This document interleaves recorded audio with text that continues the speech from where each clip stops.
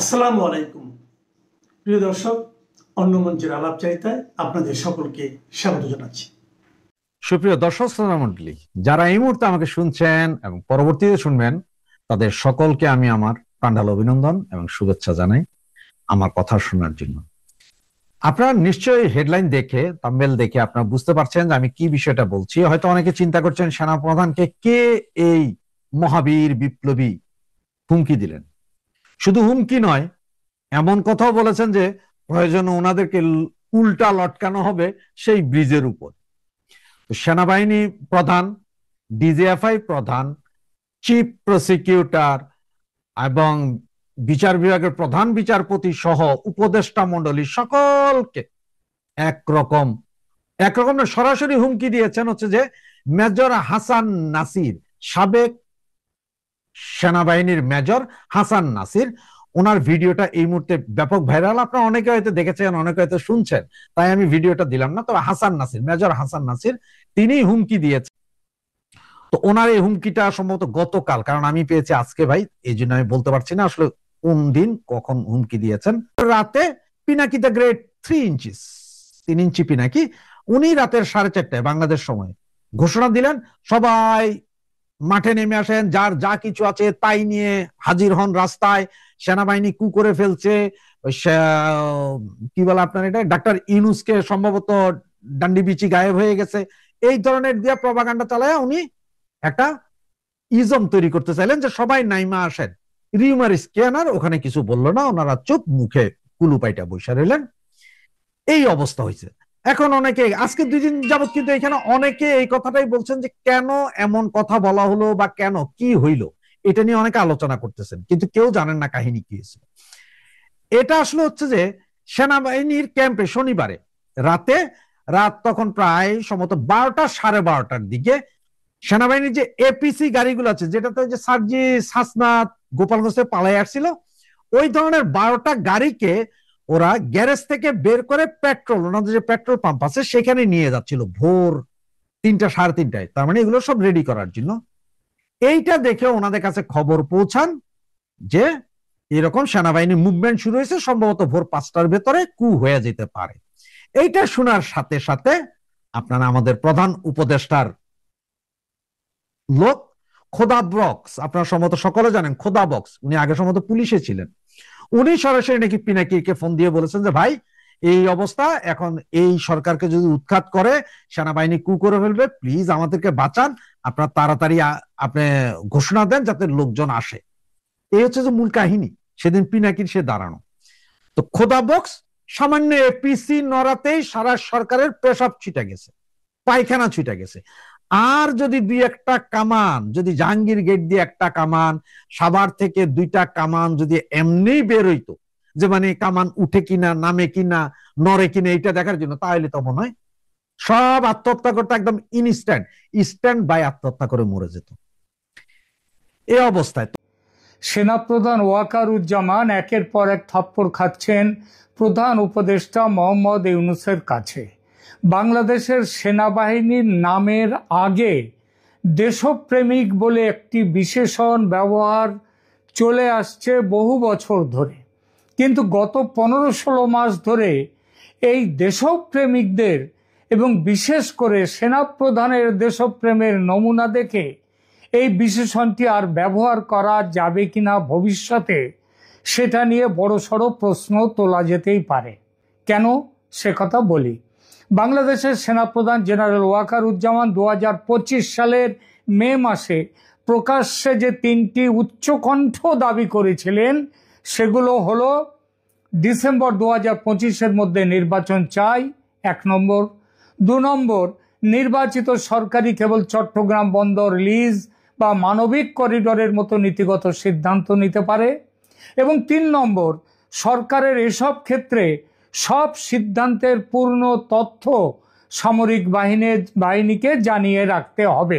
কারণ এই সেনাবাহিনী তো মোহাম্মদ ইউনূসকে এবং নতুন সরকারকে ক্ষমতায় বসিয়েছিল, তাই সেনাবাহিনীকে অন্ধকারে রেখে কোনো সিদ্ধান্ত নেওয়া চলবে না। এই 3টি দাবি বা হুমকির একটিও মোহাম্মদ ইউনূসের অন্তর্বর্তী সরকার মানেনি। তবুও নভেম্বর 2025 পর্যন্ত ওয়াকার নিজের আগের কঠোর ভাষার পুনরাবৃত্তি আর করেননি, কোনো চ্যালেঞ্জ দেননি এবং এপিএম টার্মিনালস, মেডলগ এসে এর সঙ্গে বন্দর চুক্তি সই হয়ে যাওয়া, ডিপি ওয়ার্ল্ড নিয়ে সরকারের ডিসেম্বরে চূড়ান্ত সিদ্ধান্ত করার পরিকল্পনা, এসব নিয়ে প্রকাশ্য প্রতিবাদ বা আপত্তি জানানো তো দূরের কথা, মৌনং সম্মতি লক্ষণং নীতি অনুসরণ করে বিরোধিতা তো দূরের কথা, উল্টে সরকারের সব সিদ্ধান্তে নীরব এবং কখনো কখনো সরব সমর্থন দিয়ে যাচ্ছেন জেনারেল ওয়াকারুজ্জামান। তার বর্তমান অবস্থা দেখে এটা না মেনে উপায় নেই যে হয় তিনি চাপের কাছে মাথা নুইয়েছেন, কিংবা সোজা কথায় ঘুষ খেয়ে চুপ হয়ে গেছেন, কিংবা পুরনো পাপ তাকে তাড়া করে বেড়াচ্ছে, সেই ভয়ে মুখে কুলুপ। কার চাপ, কেন চাপ, কি তার পুরনো পাপ, সে নিয়ে কথা বলবো। তবে তার আগে যে দাবিগুলো নিয়ে তিনি কমাস আগে খুব হুমকি ধমকি দিয়েছেন, সেই দাবিগুলো বর্তমানে কি অবস্থায় আছে একবার দেখে নেওয়া যাক। আমি অনেকদিন ধরেই বলছি, ওয়াকার আসলে দেশের বিবেক নন, তিনি পুরোপুরি যাত্রাপালার বিবেক। তিনি পালার বা নাটকের প্রয়োজনে মাঝে মাঝে বিবেকের ভূমিকায় নামেন, খুব জ্ঞানের কথা বলেন, এর কোনোটাই তার বিশ্বাসের কথা নয়। তিনি শুধু নাট্যকারের স্ক্রিপ্ট অনুসরণ করে মঞ্চে আসেন, ভাষণ দেন, তারপর গ্রিন রুমে গিয়ে ঘুমিয়ে পড়েন। সে ঘুম কুম্ভকর্ণের ঘুম বললেও অত্যুক্তি হবে না। তার এই নীরবতা, ঘুমিয়ে পড়া, হঠাৎ জেগে ওঠা এবং হুমকি ধমকি দিয়ে তারপর চুপ করে থাকার রাজনীতি নিয়ে বাংলাদেশের রাজনৈতিক পর্যবেক্ষক, বুদ্ধিজীবী এবং জনমানসে সেনাবাহিনীর প্রাতিষ্ঠানিক বিশ্বাসযোগ্যতা, যাকে বলা হয় ইনস্টিটিউশনাল ক্রেডিবিলিটি, ও তার ব্যক্তিগত ভাবমূর্তি নিয়ে তীব্র প্রশ্ন উঠেছে সেনাবাহিনীর ভূমিকা কি আসলে, সেটা নিয়ে। কি কি দাবি করেছিলেন ওয়াকার এবং কি হয়েছে বাস্তবে, আসুন একটু বিশদে দেখা যাক। 1, ডিসেম্বর 2025-এর মধ্যে নির্বাচন। এটা তিনি কবে বলেছেন? 2025-এর 21শে মে ঢাকা সেনানিবাসে অফিসার্স অ্যাড্রেসে তিনি ওয়াকার জোরালো ভাষায় বলেন, বাংলাদেশের রাজনৈতিক স্থিতিশীলতা দরকার, এটা কেবল নির্বাচিত সরকারই আনতে পারে, কোনো অনির্বাচিত ডিসিশন মেকার নয়। তিনি ডিসেম্বর 2025-এর মধ্যে জাতীয় নির্বাচন অনুষ্ঠানের একটা আলটিমেটাম দেন। তিনি স্পষ্ট করেন, সেনাবাহিনীর স্থিতিশীলতা ফেরাতে ব্যারাক থেকে বেরিয়েছে, কিন্তু নির্বাচিত সরকার আসার পরেই আবার ফিরে যাবে ব্যারাকে। এই দাবির বর্তমান বাস্তবতাটা কি? অন্তর্বর্তী সরকার এখনো এই আজকে 24শে নভেম্বর, এই 25শে নভেম্বর, আজকের দিনেও মোহাম্মদ ইউনূস বারবার কোনো নির্বাচনের সুনির্দিষ্ট তারিখ তার সরকার কিংবা নির্বাচন কমিশন ঘোষণা করেনি। মোহাম্মদ ইউনূস বারবার টাইম লাইন ডিসেম্বর 2025 থেকে জুন 2026 পর্যন্ত বাড়াচ্ছেন। কখনো বলছেন দেশের অনেকেই নাকি চাইছে আরো 50 বছর এই শাসন থাক, এবং সাম্প্রতিকতম ঘোষণা হলো রমজান ফেব্রুয়ারি 2026-এর আগে প্রস্তুতি সম্পন্ন করার টার্গেট তিনি দিয়েছেন।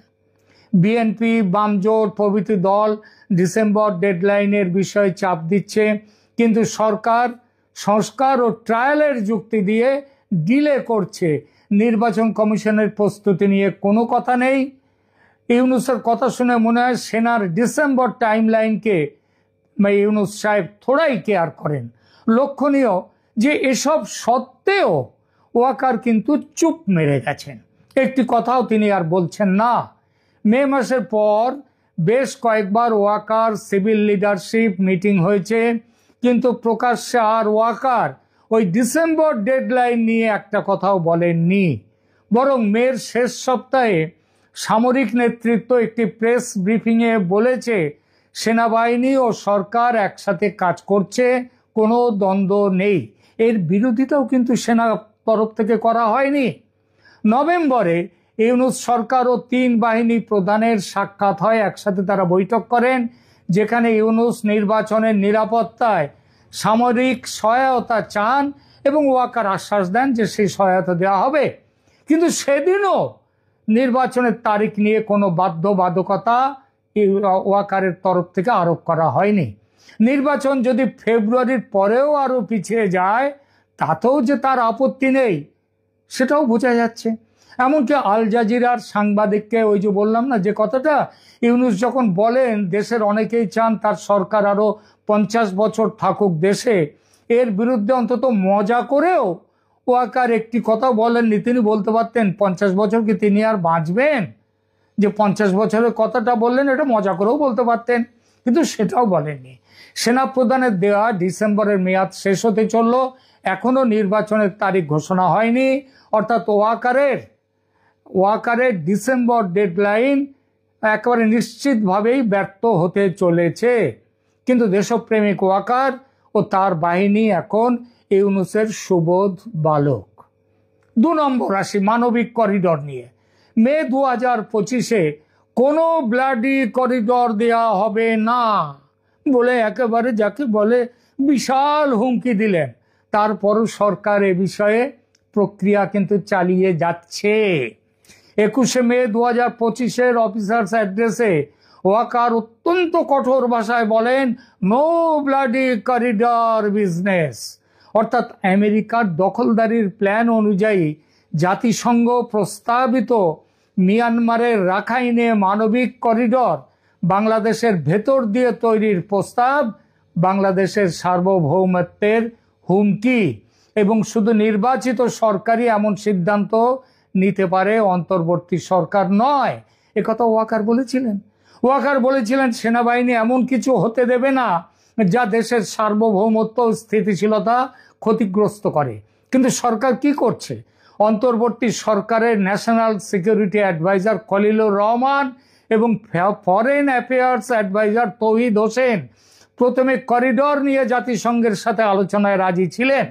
ওয়াকারের প্রকাশ্য বিরোধিতার পর সরকার করিডরের ন্যারেটিভ পাল্টে বলে এটা তো করিডর নয়, এটা হিউম্যানিটেরিয়ান চ্যানেল, অর্থাৎ এইটা মানুষকে সাহায্য করার জন্য একটা রাস্তা। এই ধরনের শব্দ পরিবর্তন, যেটাকে বলে সিমেন্টিক জাগলারি, তাতে কোনো নতুন অর্থ আসে না। প্ল্যান একই থাকে, ফন্দিটা একই থাকে। বর্তমান পরিস্থিতি করিডরের কি? এই নভেম্বরে করিডর প্রজেক্ট বাস্তবায়িত হয়নি, তবে মার্কিন সেনা এসে ঘাঁটি গেড়েছে, যেটা তাদের পরিকল্পনা ছিল। আমেরিকা বা জাতিসংঘ বা বাংলাদেশ সরকার এই প্রস্তাব পুরোপুরি প্রত্যাহার করেছে এমন ঘোষণাও নেই। বিষয়টি একরকম ঝুলে আছে। তবে তলে তলে কাজ যে চলছে সেটা চুক্তির আগেই আমেরিকান সেনার উপস্থিতি বুঝিয়ে দেয়।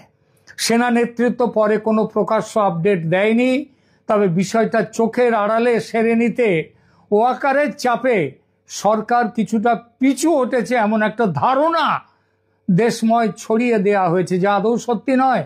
বরং এই ব্যাপারে সত্যি হলো যে বাংলাদেশে অজ্ঞাত পরিচয় আততায়ীর হাতে, কেউ বলেন এটা কেজিবির লোক, কেউ বলেন ভারতের রয়্যাল লোক, তো যেই করুক না কেন খুনগুলো, এই অজ্ঞাত পরিচয় আততায়ীর হাতে একের পর এক মার্কিন নাগরিকের সন্দেহজনকভাবে নিহত হওয়ার ঘটনা এই প্রক্রিয়াকে আপাতভাবে কিছুটা থমকে দিয়েছে মাত্র, তার বেশি নয়। আসুন চট্টগ্রাম 3 নম্বরের চট্টগ্রাম বন্দর বিদেশি অপারেটরদের হাতে দেওয়ার প্রসঙ্গটি। মে 2025 ওই একই মিটিংয়ে ওয়াকার বলেছিলেন একমাত্র নির্বাচিত সরকারই পারে এই ব্যাপারে সিদ্ধান্ত নিতে। ওয়াকারের দাবি, মে 2025-এ ওয়াকার যে বলেছিলেন যে বন্দর ও অন্যান্য নীতিগত সিদ্ধান্ত একটি নির্বাচিত সরকার নেবে, অন্তর্বর্তী সরকার নয়। তিনি স্পষ্ট করে বলেন চট্টগ্রাম বন্দর টার্মিনাল ডিপি ওয়ার্ল্ড বা অন্য বিদেশি কোম্পানিকে দেওয়ার মতো দীর্ঘমেয়াদী সিদ্ধান্ত জাতীয় নিরাপত্তার সাথে জড়িত, তাই এটা রাজনৈতিক সম্মতি ও নির্বাচিত নেতৃত্বের মাধ্যমে হওয়া উচিত। কিন্তু নভেম্বর 2025-এ বন্দর চুক্তি নিয়ে বেশ কিছু সই হয়ে গেছে চুক্তি। 17 নভেম্বর 2025-এ এপিএম টার্মিনালসের সঙ্গে লালদিয়া টার্মিনালের 30 এবং 15 বছরের কনসেশন চুক্তি সই হয়ে গেছে। মেডলগ এসে তার সঙ্গে পানগাঁও টার্মিনালের 22 বছরের চুক্তি সই হয়ে গেছে। ডিসেম্বরে এনসিটিকে ডিপি ওয়ার্ল্ডের কাছে দেওয়ার প্রক্রিয়া চূড়ান্ত করার লক্ষ্য ঘোষিত। এসব চুক্তি সই হয় হাজার হাজার বন্দর শ্রমিকের ধর্মঘট, রাজনৈতিক দলগুলোর প্রতিবাদ, এবং এইখানে একটা কথা বলতেই হয় যে এই দলগুলোর মধ্যে কে যে আসলে প্রতিবাদ করছে আর কে প্রতিবাদের নামে খেলা করছে সেগুলো আবার একটু দেখার মতো। এবং হাইকোর্টে রিট ফাইল হয়ে গেছে এর বিরুদ্ধে। মূলত নৌ পরিবহন ডিপার্টমেন্টের যিনি সচিব ও সরকারি কর্তৃপক্ষ এই চুক্তিকে অর্থনৈতিক জরুরি প্রয়োজন ও গভর্নমেন্ট টু গভর্নমেন্ট বা G2G ও পিপিপি যুক্তি দিয়ে পুশ করে দিচ্ছে। ওয়াকারের প্রতিক্রিয়াটা কি? এইসব যে হচ্ছে, ওয়াকার বা সেনাবাহিনী চুক্তি সইয়ের সময়ে বা তার পর কোনো প্রকাশ্য আপত্তি, বিবৃতি বা ব্যাখ্যা দেননি। আসলে ওয়াকার এবং তার দেশপ্রেমিক বাহিনী তারা ঘুমিয়ে পড়েননি, ঘুমানোর ভান করছেন। আবার সেটাও নয়, দেখুন 20 নভেম্বর ওয়াকার সাহেব ইউনুস সাহেবের সাথে সাক্ষাৎ করলেন। সেখানে ইউনুসকে সেনাবাহিনী পদক দেওয়া হলো এবং নির্বাচনের নিরাপত্তায় সেনাবাহিনীর সহায়তা নিয়ে আলোচনা হলো। বন্দর চুক্তি নিয়ে কিন্তু কোনো প্রকাশ্য দ্বিমত বা সতর্কবার্তা ওয়াকার এবং তার সঙ্গে আরো 2 জেনারেল তারা দিলেন না। কেন ওয়াকার এবং তার দলবল নীরব থাকলেন? দেখুন, ইউনুস সরকার ও মার্কিন চাপের সমীকরণ একটা আছে। কিছু বিশ্লেষক বলছেন মে মাসে ওয়াকারের কঠোর বক্তব্য আসলে মার্কিন যুক্তরাষ্ট্রের ইন্দো প্যাসিফিক কৌশল ও রাখাইন করিডর পুশের প্রতি সেনাবাহিনীর অস্বস্তি তার প্রকাশ ছিল। অস্বস্তিটা হচ্ছে দর কষাকষির জন্য একটি মত তিনি ছেড়ে দিয়েছিলেন। পরবর্তীতে বোঝাপড়া হয়ে যায়, মার্কিন চাপ আসে এবং ওই যে বললাম ঘুষ, তার সব ঠিকঠাক হয়ে যায়। জাতিসংঘ এবং তারপরে কি হলো, এই যে জাতিসংঘ থেকে যদি বাংলাদেশ সেনাবাহিনীকে ফিরিয়ে দেয় তাহলে কি হবে না হবে এইসব ভয়টয় এবং কিছুটা আন্ডার দ্য টেবিল হাত চালাচালি হয়েছে, সেইটা ওয়াকারকে পিছু হটতে বাধ্য করলো। UN high commissioner for human রাইটসের মন্তব্য নিয়ে যে আলোচনা হয়েছে তাতে ধারণা করা হচ্ছে আন্তর্জাতিক চাপ বাংলাদেশ সেনাবাহিনীকে মুখে কুলু পাড়তে বাধ্য করেছে। এর সঙ্গে যোগ করুন শেখ হাসিনার পতনে সেনার বিপুল অবদানে যে ঘুষের খেলা চলেছিল ডিপ স্টেট থেকে, মানে ঘুরিয়ে আমেরিকা থেকে, এবং নতুন সরকার আসার পর অনেকটা তড়িঘড়ি করে ওয়াকারুজ্জামান যে আমেরিকা ছুটেছিলেন, কানাডাতেও গিয়েছিলেন, সেটাই ঘুষের টাকা কোথায় কিভাবে রাখবেন তার গতি করতে। ইউনুস যে এসব জানেন না তা নয়, তিনি ওয়াকারের আগা পাশতলা সব জানেন, আবার ওয়াকারও ইউনুসের আগা পাশতলা সব জানে। ফলে তাদের দুজনের দাম্পত্য জীবন হচ্ছে ম্যারেজ অফ কনভেনিয়েন্স, চোরে চোরে মাস্তুতো ভাই, ঝগড়াঝাটি পাবলিককে বোকা বানাবার জন্যে। ওয়াকার তাই মার্কিন এবং পশ্চিমাদের সাথে সরাসরি সংঘর্ষে আর যেতে চাইছেন না, যাবেনও না, ব্যবস্থা হয়ে গেছে। এইবার দেখুন, এছাড়াও আর একটা কারণও আছে। অভ্যন্তরীণ সামরিক বিভাজন ও ইউনিটি রক্ষার জন্য বেশ কিছু রিপোর্ট ইঙ্গিত করছে, এবং আমরা সবাই জানি যে বাংলাদেশ সেনাবাহিনীর ভেতরে 3টে প্রধান ক্যাম্প আছে, সংস্কারপন্থী, ইসলামপন্থী এবং মুক্তিযুদ্ধপন্থী, সেকুলারপন্থী।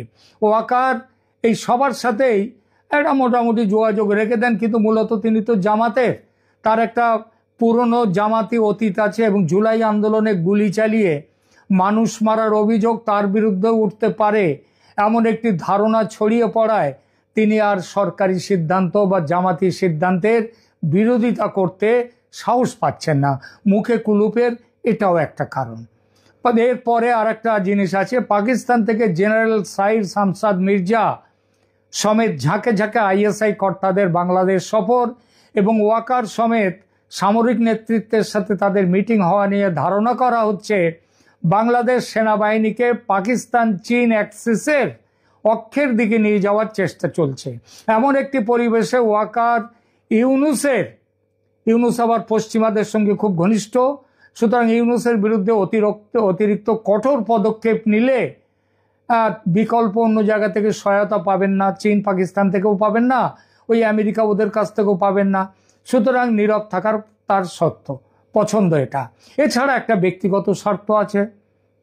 ওয়াকারুজ্জামানের অবসর হচ্ছে সেপ্টেম্বর 2025-এর শেষ বা তার কাছাকাছি, কিন্তু রিপোর্ট অনুযায়ী ইউনুসের সাথে ডিল হয়ে গেছে এবং তার জন্য তার মেয়াদ বাড়ানো হচ্ছে কিংবা হয়েছেও হয়তো ইতিমধ্যে। অবসরের পর তার ইমিউনিটি শেষ হবে এবং তখন তার ওপর 2024 সালের আগস্ট গণ আন্দোলনের সেনাবাহিনীর ভূমিকা নিয়ে পলিটিক্যাল ট্রায়াল বা দেশীয় আন্তর্জাতিক তদন্তের ঝুঁকি আছে। তাই ওয়াকার ইউনুসের সঙ্গে সিভিল মিলিটারি কোঅপারেশন বজায় রেখে তার নিজের ভবিষ্যৎ সুরক্ষা নিশ্চিত করতে চাইছেন। এই ব্যাখ্যা বেশ কিছু রিপোর্টে এসছে। এছাড়া সেনাবাহিনীর প্রতিষ্ঠা কি, আচ্ছা সেনাবাহিনীর ওই যে দেশপ্রেমিক দিয়ে কথা বলেছিলাম শুরু করেছিলাম, সেই দেশপ্রেমিকের রেপুটেশনে কি ক্ষতিগ্রস্ত হয়েছে? দেখুন, মে 2025-এ ওয়াকারের ওই ব্লাডি করিডর এবং নির্বাচিত সরকারি বন্দর ঠিক করবে এইসব বক্তব্য বাংলাদেশের জনমানসে সেনাবাহিনীকে সম্পর্কে একটা উঁচু আশা জাগিয়েছিল। কিন্তু নভেম্বরে যখন বন্দর চুক্তি সই হয়ে গেল, নির্বাচনের তারিখ এখনো অনিশ্চিত এবং ওয়াকারের প্রকাশ্যে কোনো প্রতিক্রিয়া নেই, তখন বিপুল সংখ্যক মানুষ বলতে শুরু করেছে ওয়াকারের কাছে আর প্রত্যাশার কিছু নেই। বাম গণতান্ত্রিক জোট, বিএনপি, বন্দর ব্যবহারকারী শ্রমিক সংগঠন সবাই সেনাবাহিনীর এই যে পেছনে সরে যাওয়া বা ডাবল স্ট্যান্ডার্ড সেটা নিয়ে সমালোচনা করছে তীব্রভাবে। বিশ্লেষক ও মিডিয়ার দৃষ্টিতে জেনারেল ওয়াকারকে কি বলা হচ্ছে, bdmilitary.com একটি অনলাইন পোর্টাল, তারা বলেছে তাদের একটি লেখায় বলছে general Waker retreats, doctor Yunus consolidates support. এটা ইঙ্গিত করে মানে ওয়াকার পিছিয়ে এলেন এবং ইউনুস তার ক্ষমতা আরো শক্তিশালী করলেন। এটি ইঙ্গিত করে মেয়ের শক্তিশালী বক্তব্যের পর ওয়াকার কার্যত বেশ কয়েক মাইল পিছু হেঁটে চলে এসেছেন এবং ইউনুস ক্ষমতার কেন্দ্রে থেকে যাচ্ছেন। কিছু বিশ্লেষণ এমনও বলছে ওয়াকার এরশাদের পথ অনুসরণ করছে, অর্থাৎ সেনাপ্রধান হয়ে প্রথমে রিফর্ম ও ট্রানজিশনের কথা বলা, কিন্তু আসলে নিজের ক্ষমতা সুরক্ষিত করা এবং তার জন্য সিভিল নেতৃত্বের সঙ্গে আপোষ করা, যেটা এরশাদও করেছিলেন। এবং তৃতীয় যে কাহিনীটা আসছে সেটা হচ্ছে সেনাবাহিনী এখন ইউনুসের হাতের পুতুল হয়ে গেছে। রাজনৈতিক মহলের একাংশ বলছে ওয়াকারের নীরবতা প্রমাণ করে যে সেনাবাহিনী আসলে অন্তর্বর্তী সরকারের অধীনে কাজ করছে, স্বাধীনভাবে সার্বভৌমত্ব রক্ষার ভূমিকা নিতে ব্যর্থ হচ্ছে। এতে প্রশ্ন উঠছে, সেনাবাহিনীকে স্বায়ত্তশাসন হারিয়ে ফেলছে, প্রাতিষ্ঠানিক এবং রাজনৈতিক নেতৃত্বের হাতিয়ারে পরিণত হয়েছে। এইসব কথাগুলো এগুলো আসছে, এগুলো উঠছে। তাহলে শেষ পর্যন্ত কি দাঁড়ালো? বাংলাদেশের গর্বের দেশপ্রেমিক সেনাবাহিনী আসলে বর্তমানে দেশদ্রোহী সেনাবাহিনী এবং সেই সেনাবাহিনীর প্রধান হিসেবে জেনারেল ওয়াকারুজ্জামান ইতিহাসে পরিচিত হবেন বাংলার নয়া বীর জাফর হিসেবে। কমনওয়েলথ মহাসচিব শার্লি বচওয়েল তিনি বাংলাদেশ ট্যুরে এসেছিলেন এবং ট্যুরের সময়টা একদম ঝিমঝাম কাটিয়ে গেছেন। যাওয়ার পর একটা ঝড় যে তুলবে এটা বোধহয় ডক্টর ইউনূস সরকার আগে থেকে কিছুটা টের পেয়েছিলেন। ফলে শার্লি বচওয়েল বাংলাদেশ ট্যুরের সময়টায় প্রথম 2 দিন এই সরকারের কোনো উচ্চবাচ্য নেই, তেমন কোনো আলাপ নেই, কোনো পত্রপত্রিকায় তেমন কোনো নিউজ নেই। 2 দিন ঝিমঝাম তিনি কাটিয়ে গেছেন। তারপর শেষ মুহূর্তে এসে তিনি যখন ডক্টর মোহাম্মদ ইউনূসের সঙ্গে দেখা করছেন, নির্বাচন কমিশনের সঙ্গে দেখা করছেন এবং বিএনপি, জামাত ইসলামী, এনসিপি এই রাজনৈতিক দলগুলোর সঙ্গে দেখা করছেন, তখন আর লুকিয়ে রাখার তেমন কোনো বিষয় ছিল না। আচ্ছা, কমনওয়েলথ নিয়ে প্রথমে আপনাদেরকে বলে নিই, কারণ আপনাদের একটু জেনে থাকা দরকার যে কমনওয়েলথ 56টি দেশ নিয়ে কমনওয়েলথভুক্ত দেশ বলা হয় 56টিকে, এবং এই 56টি দেশের মধ্যে বেশ কিছু গুরুত্বপূর্ণ দেশ রয়েছে, এবং তার মধ্যে ধরেন যে Bangladesh, Bharat, Canada, Australia, Nigeria, Papua New Guinea, Togo, এই দেশগুলো ছাড়াও আরো বেশ গুরুত্বপূর্ণ দেশগুলো রয়েছে। কমনওয়েলথ মহাসচিবের বক্তব্যের প্রেক্ষিতে একটাই জিনিস শুরু করে যায়, বাংলাদেশে একটা বড় অংশ এবং আওয়ামী লীগ বিহীন নির্বাচন, অংশগ্রহণমূলক নির্বাচন না হলে বা একতরফা নির্বাচন হলে কমনওয়েলথভুক্ত 56টা দেশ এই নির্বাচন মেনে নেবে না। এটা ডক্টর মোহাম্মদ ইউনূসের ইচ্ছার উপরে একটা সোজা সাপটা চপেটাঘাত বলা যেতে পারে। কারণ হচ্ছে তার এবং তার অনুসারীদের প্রচন্ড খায়েশ, এবং তারা তার চেয়েও বেশি বিষয় যেটা তারা যে অন্যায় অপরাধ করেছেন সেইটা ঢাকার জন্য, সেটা আরো একটু সময় দীর্ঘায়িত করার জন্য, যেন সেটার মুখোমুখি না হতে হয়, সেটার যেসব পার্শ্ব প্রতিক্রিয়া তৈরি হতে পারে সেগুলোর জন্য তারা একতরফা একটা নির্বাচন ছাড়া পথ খুঁজেন না, কিন্তু বিশ্ব সম্প্রদায় সেটা মেনে নিতে চান না। আমি আরো বিশদে যাব, তার আগে আপনাদেরকে মনে করিয়ে দিই, আমি এর আগে বেশ কয়েকটি আলোচনায় বলেছি, 2-3টি আলোচনায় আপনারা বলেছি যে ইন্টারন্যাশনাল চাপ আস্তে আস্তে নির্বাচন আসতে আসতে এবং ডিসেম্বরের 10 তফসিল ঘোষণার পর আপনারা আরো টের পাবেন। গত মাসে অক্টোবরে যখন আন্তর্জাতিক আরো বেশ কয়েকটি সংস্থা বাংলাদেশে ঘুরে, তার মধ্যে আইআরআই সবচেয়ে ইম্পর্টেন্ট ছিল, এবং আইআরআই থাকা অবস্থায় আপনাদেরকে বলেছিলাম যে আইআরআই ফিরে গিয়ে স্টেটমেন্ট যা দিবে তা সম্পূর্ণ এই সরকারের ফেভারে যাবে। আইআরআই গিয়ে সেই স্টেটমেন্টে দিয়েছে, যে স্টেটমেন্টে অংশগ্রহণমূলক নির্বাচন এবং আওয়ামী লীগের নির্বাচনের কথা বলা হয়েছে।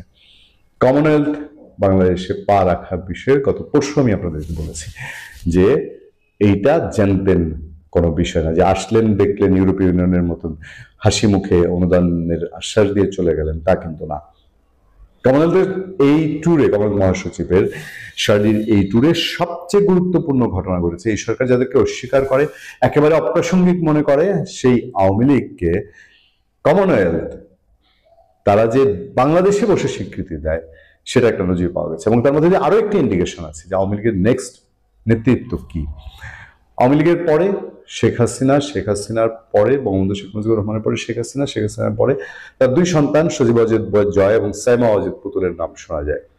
কমনওয়েলথ কথা বলেছে ডিরেক্টলি শেখ হাসিনাও না, তার পুত্র সজীব ওয়াজেদ জয়ের সঙ্গে ভার্চুয়ালি সেই বৈঠক হয়েছে সরাসরি শার্লির সঙ্গে। কমনওয়েলথ বাংলাদেশে আরো 4টি রাজনৈতিক দলের মধ্যে জাতীয় পার্টির 2টি অংশ, আনিসুল ইসলাম মাহমুদের নেতৃত্বাধীন অংশ এবং মূল জাতীয় পার্টি বলে যেটি পরিচিত জিএম কাদেরের জাতীয় পার্টি, সেই জাতীয় পার্টি বিএনপি এবং এনসিপির সঙ্গে মিটিং করেছে। এর বাইরে তারা প্রয়োজন মনে করেছে আওয়ামী লীগের সঙ্গে কথা বলার, এবং আওয়ামী লীগ হিসাবে তারা সজীব ওয়াজেদ জয়, তিনি আওয়ামী লীগের বড় কোনো পদ পদবিতে না থাকলেও বাংলাদেশে ওই যে পরিবারতান্ত্রিক রাজনীতির যে পরম্পরা, সেই পরম্পরায় সজীব ওয়াজেদ জয়ের সঙ্গে কথা বলাটা নিশ্চয়ই ইন্টারন্যাশনালি খুব সিগনিফিকেন্ট।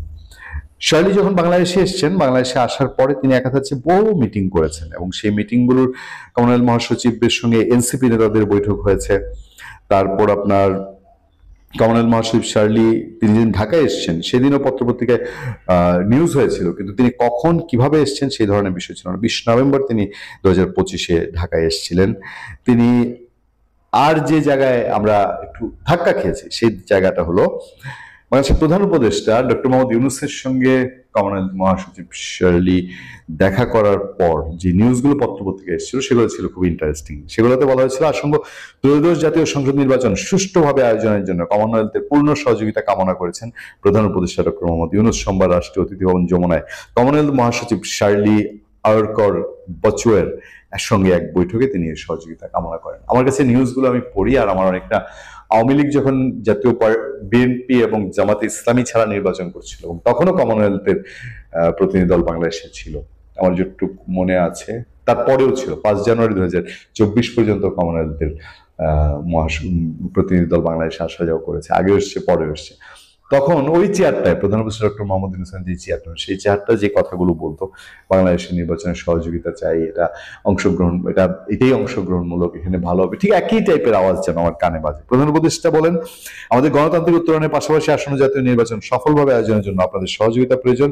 এই সময় ডক্টর ইউনূসকে আশ্বস্ত করে শার্লি বচুয়ে তিনি বলেন কমনওয়েলথ বাংলাদেশকে নির্বাচন পরবর্তী উত্তরণ প্রক্রিয়ায় পূর্ণ সহায়তা প্রদান করে। কমন মহাসচিব বলেন, মানে এগুলো কিন্তু প্রেস উইং থেকে জানানো হচ্ছে ডক্টর ইউনূসকে, খেয়াল করে রাখবেন এই জিনিসটা, যে কমনওয়েলথের 56টি দেশ, যার মধ্যে G7 ও G20 সদস্য রয়েছেন, এর মাধ্যমে একে অপরকে সহায়তা করার অনেক সুযোগ রয়েছে। কমনওয়েলথ মহাসচিব জানান তিনি দেশের প্রধান বিচারপতি, আইন উপদেষ্টা, পররাষ্ট্র উপদেষ্টা এবং প্রধান নির্বাচন কমিশনার সহ বিভিন্ন স্টেক হোল্ডারের সঙ্গে বৈঠক করেছেন। এই হলো আমরা জেনেছি। কিন্তু কমনওয়েলথ মহাসচিব যখন নিজে ফিরে গেলেন, ফিরে গিয়ে তিনি তার ফেসবুকে 4টি পোস্ট দিয়েছেন, সেখানে ছবি 3টি পোস্ট দিয়েছেন এবং সেখানে বিভিন্ন ছবি জুড়ে দিয়েছেন। এবং তিনি প্রধান উপদেষ্টা ডক্টর মোহাম্মদ ইউনূসের সাথে দেখা করাটা স্মরণ করেছেন, বলেছেন তার আতিথেয়তা গ্রহণে মুগ্ধ হয়েছেন, ভালো লেগেছে। কিন্তু পরবর্তী লাইনগুলোতে তিনি বারবার বলেছেন যে বাংলাদেশ একটি অংশগ্রহণমূলক এবং পার্টিসিপেটরি গ্রহণযোগ্যমূলক নির্বাচন চায় কমনওয়েলথ, এবং সেই গ্রহণযোগ্যমূলক নির্বাচন চায় বলে তারা যেখানে আওয়ামী লীগের সঙ্গে মিটিং করে গেছেন, এটা নিশ্চয়ই সরকারের কানে অজানা না। এবার এটা সরকারের কানে গেলে পরে বাংলাদেশে আওয়ামী লীগের সঙ্গে কেউ মিটিং করলে, আলোচনা করলে তার জন্য 14 শিক একেবারে অনিবার্য। কমনওয়েলথের জন্য এইটার অনিবার্য না, এটা ডক্টর ইউনূসের কপালের ভাঁজ বাড়ানোর জন্য যথেষ্ট, এটা বলতে আর দ্বিধা থাকে না। এবার আসেন বিএনপির সঙ্গে সেই বৈঠক হয়েছে, বিএনপির ইন্টারনাল খবরাখবর নিয়ে কমনওয়েলথ মহাসচিবও কিছু বলেননি, বিএনপিও কিছু বলেনি। বিএনপি সেই একেবারে গ্রামাটিক্যাল যেসব বলার সেগুলো বলেছে। আমরা ধারণা করতে পারি যে আওয়ামী লীগ নির্বাচনে আসলে পরে বিএনপি কি করবে, এই মতামত নিশ্চয়ই কমনওয়েলথ মহাসচিব জানতে চেয়েছেন যে কি করতে পারে। আচ্ছা, বা আওয়ামী লীগ আসলে এবারে নির্বাচনে আসতে গেলে সেই প্রেক্ষাপট কেমন হবে, নির্বাচন কি পিছিয়ে দিতে পারে কিনা, সেই বিষয়টি এসছে। আরো গুরুত্বপূর্ণ যে বিষয়, আমরা জাতীয় পার্টির সূত্রে যেটা জানতে পারি, জাতীয় পার্টি স্টেটলি কমনওয়েলথ মহাসচিবকে বলেছে বাংলাদেশের নির্বাচনের লেভেল প্লেইং ফিল্ড একদম নেই, যে কথাটা আওয়ামী লীগও বলেছে। এবং কমনওয়েলথও সেই ইঙ্গিতেই দিয়েছে গিয়ে যে তারাও মনে করছে বাংলাদেশের আইন শৃঙ্খলা পরিস্থিতি একটি সুষ্ঠু নির্বাচনের জন্য এবং নির্বাচনের করার মতন অনুকূলে না। এটা কমনওয়েলথের পক্ষ থেকে বেশ ভালোই ধারণা নিয়ে যাওয়া হয়েছে। এবং জাতীয় পার্টি স্টেট বলেছে এই সরকারের সময়, জাতীয় পার্টির দুই অংশই, যে এই সরকার নিরপেক্ষ নয়, লেভেল প্লেইং ফিল্ড নাই, এই সরকারের অধীনে তারা নির্বাচনে যেতে চায় না। এবং জাতীয় পার্টির জিএম কাদের অংশ এটা আরো স্টেটলি ক্লিয়ার ফরওয়ার্ড কথাটা পরিষ্কার করেছে। ফলে আমরা নির্দ্বিধায় বলতে পারি যে কমনওয়েলথ মহাসচিবের এই ট্যুর এবং এর আগে আইআরআই এর সফর এবং সামনে আরো কিছু নিশ্চয় অপেক্ষা করছে। এবং ইন্টারন্যাশনাল কমিউনিটির মধ্যে মানবাধিকার সংস্থাগুলো তারাও বলছে যে একটা পার্টিসিপেটরি নির্বাচন ছাড়া বাংলাদেশে কোনোভাবেই স্থিতিশীলতা আসবে না। দেশের ভেতরেও যারা সুস্থ মস্তিষ্কের মানুষ, রাজনৈতিক বিশ্লেষক, রাজনীতিবিদ আছেন, তারাও বলছেন যে একটি অংশগ্রহণমূলক নির্বাচন ছাড়া বাংলাদেশে স্থিতিশীলতা আনা কোনোভাবেই কাম্য নয়।